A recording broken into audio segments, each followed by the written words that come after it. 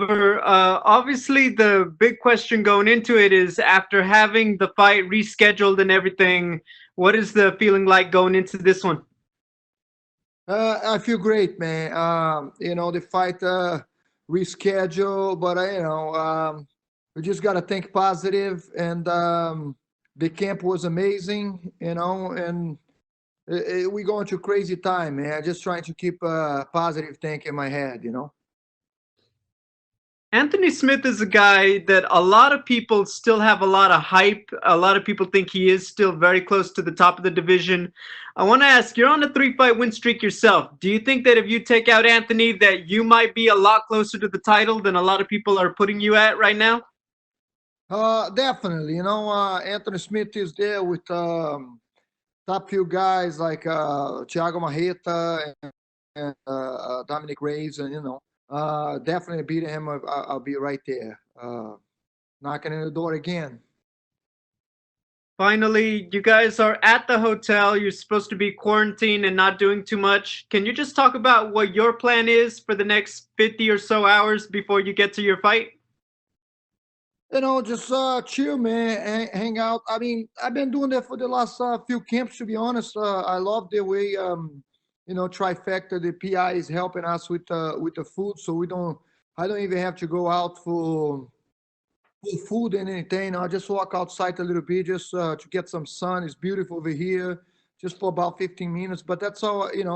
That's all about it. Do the interviews and stay in the room and just concentrate and get ready for this battle. Hey, thank you, Glover. Good luck. All right, you're welcome, man. Thank you. And next up, we have Jeff Wagenheim from ESPN. Please go ahead, Jeff. Hey, Glover. I'm wondering if watching the fights that went down on Saturday in an empty arena might change in any way your approach to your fight, because obviously with no fans in the building, people could hear the cornermen and the coaches what their instructions were to the fighters as the fight went on, and also some of the fighters said afterward that they could hear the TV commentary and they could hear commentators saying, "Hey, this fighter should be doing this or that," and they actually utilized some of that information during their fights. I wonder if that has any impact on your approach to this fight. Not really, man. It's just exciting. It's a new thing. Just gotta enjoy the journey and embrace the challenge. It's a challenge for all of us. Fighter with no fans in the arena. We love the fans. I was just telling about today. It's like a Guns N' Roses shows with no people there. It's kind of weird, but like just gotta embrace the challenge. Go over there and do our max. So if you hear something from cage side of like one of if Daniel Cormier says, "Oh, Glover should be doing this," you're gonna pay attention to him. Or you're gonna pay attention to your coach telling you to get something different. I'll be focusing my fight. Hey man, if Danny Cormier say something, I might, who knows, I might listen to him.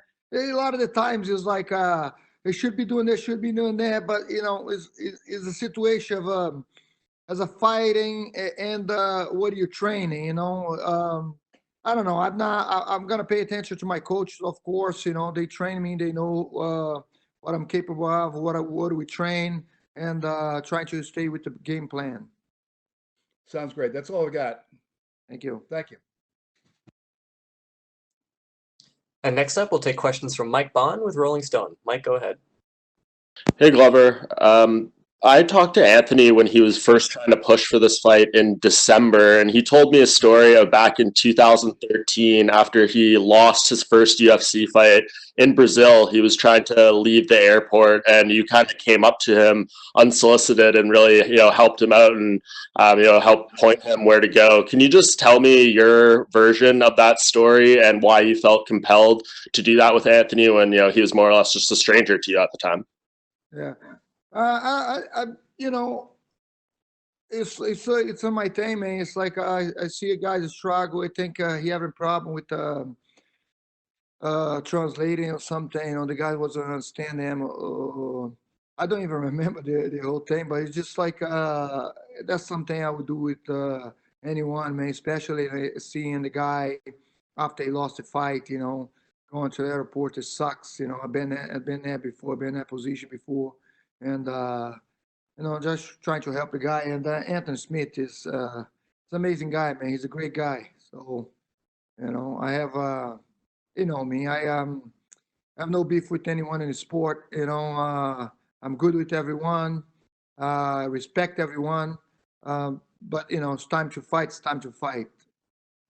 Yeah, could you ever have imagined at that time that he would be a future opponent? Obviously, he was cut from the UFC at that right after that loss. It was a middleweight fight. Could you have ever imagined after you helped him on that day that all these years later he would be an opponent in a main event?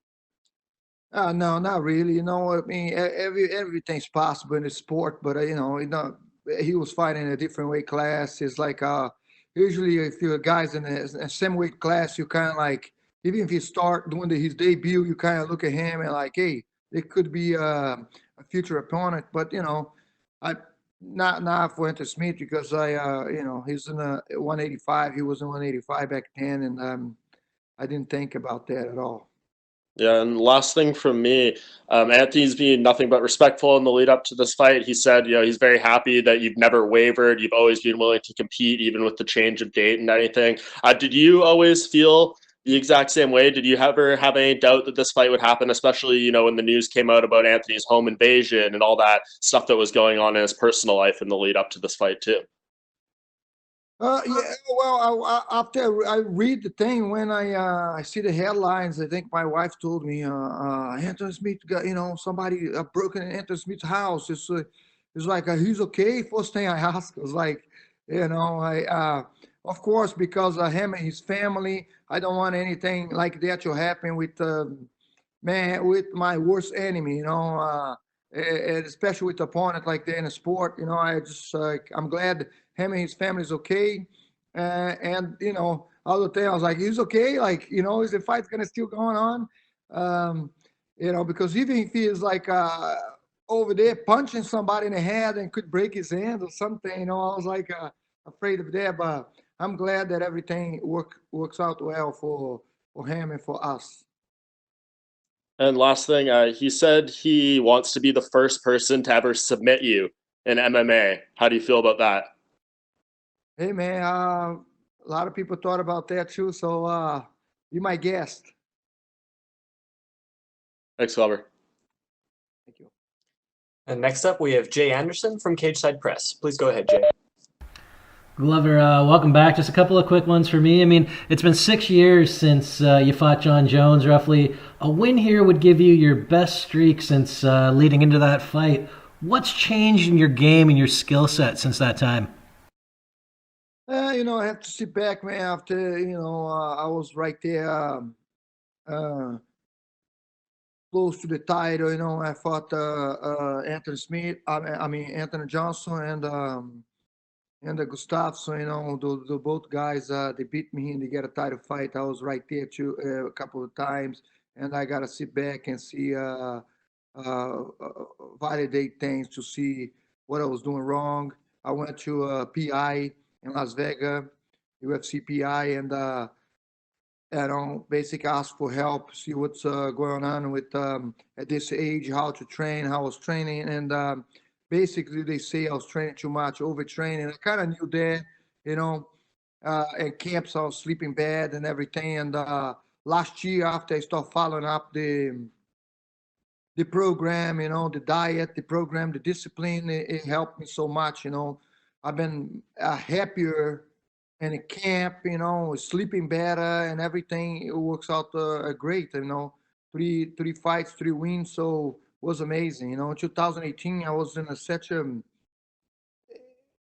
crazy camp. I think because of my age and I couldn't do the things that I was doing when I was 25, 28 anymore. And was going crazy, man. I was overtraining too much. I was like miserable in camp, thinking like, to be honest, I was thinking sometimes like, I can't wait until this is over, and this is a bad thinking. And right now I'm like, hey, I wish I was 30 years old so I can do this for another 15 years, Good stuff, man. And, speaking of the age and a guy you are a big fan of, Mike Tyson, there's talk that maybe he comes back and takes an exhibition fight. He's got an offer for bare knuckle boxing. What do you think about him potentially even coming back for exhibition at his age? Yeah, man. He's a legend, man. Everybody's gonna watch that fight. Everybody's wanted to watch that fight. I don't know. I mean, I hope they come for exhibition fight. Full round to be good. I wouldn't want to see Mike Tyson with young guys anymore. But definitely guys that his age and maybe Holyfield. Who knows? I'd like to see that fight. That's one of the fights. Him and Holyfield. I watch that every time before my fights, and I watch Tyson Tyson highlights. Uh, Pretty much every fight, but Evander Holyfield and Mike Tyson was one of my favorites. All right, man. Well, best of luck in your fight. Thanks very much. You're welcome. Thank you. Up next, we have Jordan Wahlberger with The Horn. Jordan, please go ahead. Glover, thanks so much for the time today. How did the change of date affect your training camp here?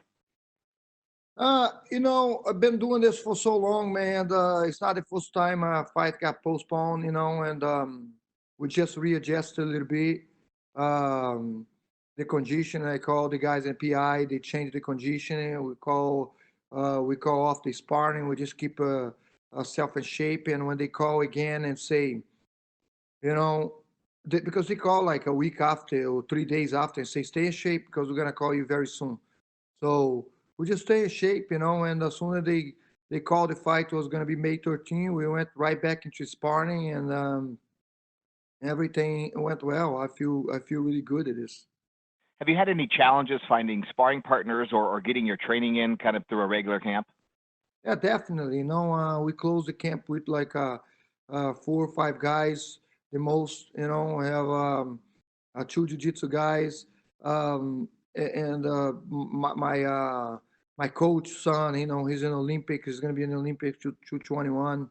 220 is supposed to be, but well, with all this, 221 is Olympic boxer. So we closed that camp like that, but it's a challenge that I think my experience take over. I know how to train now. I know how to put myself in situations and make the camp better like that. I think it's a challenge for everyone. Awesome. You were scheduled to fight in Nebraska, the same place where he grew up. Now the fight's been moved to Florida, and there's no fans. How does that change the dynamic of this fight? This was supposed to be a fight for him in front of his own crowd. Yeah, crowd is a crowd, man. To be honest, people, the fans respect me so much. Like I fought in Sweden, and I felt the love, I felt the respect of the people. I see guys take a picture with me in the street and say, "Hey, Glover, I always rooting for you, man. You're a great guy. You're a nice guy." But not this time, it's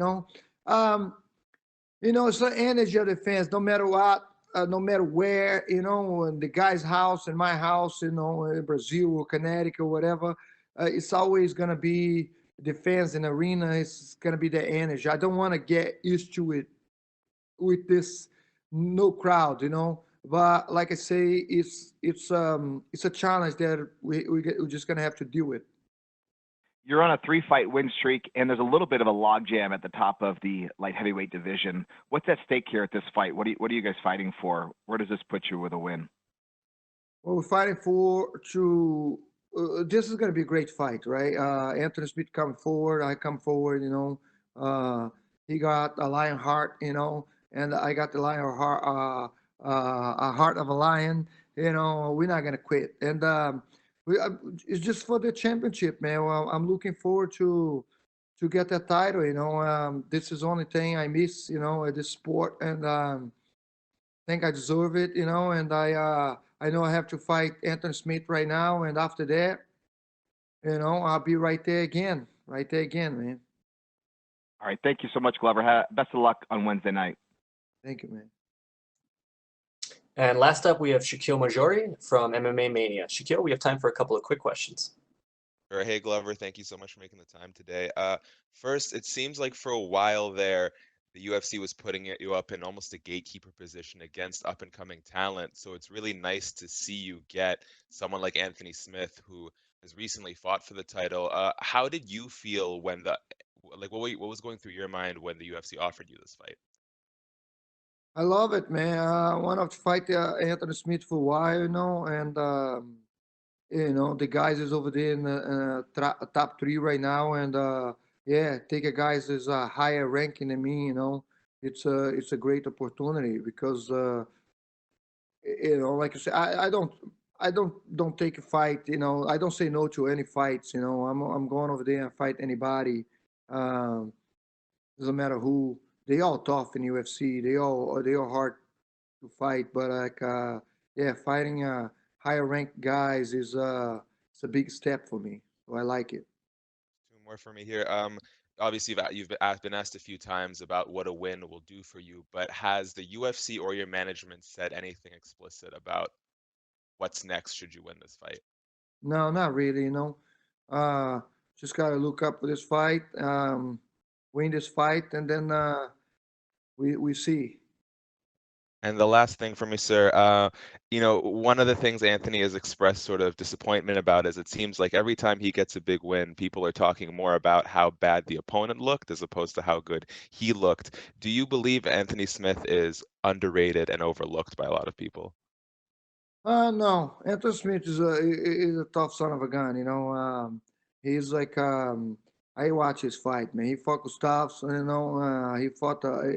He beat a lot of a great. He beat a guy like Shogun and Rashad, man. Those guys are a legend. Those guys is no joke. Shogun he catch you with the punch, and people say they washed up and everything, But when you find a legend like that, it's never washed up. It's always a trick they can pull out of their hat. You know what I mean? So you never know. He beat a great name, great fighters, and I'm just looking forward to a test Anthony Smith. Yeah. Thank you, Glover. Stay safe, sir. Thank you, man. Thank you, Glover. You are good to go.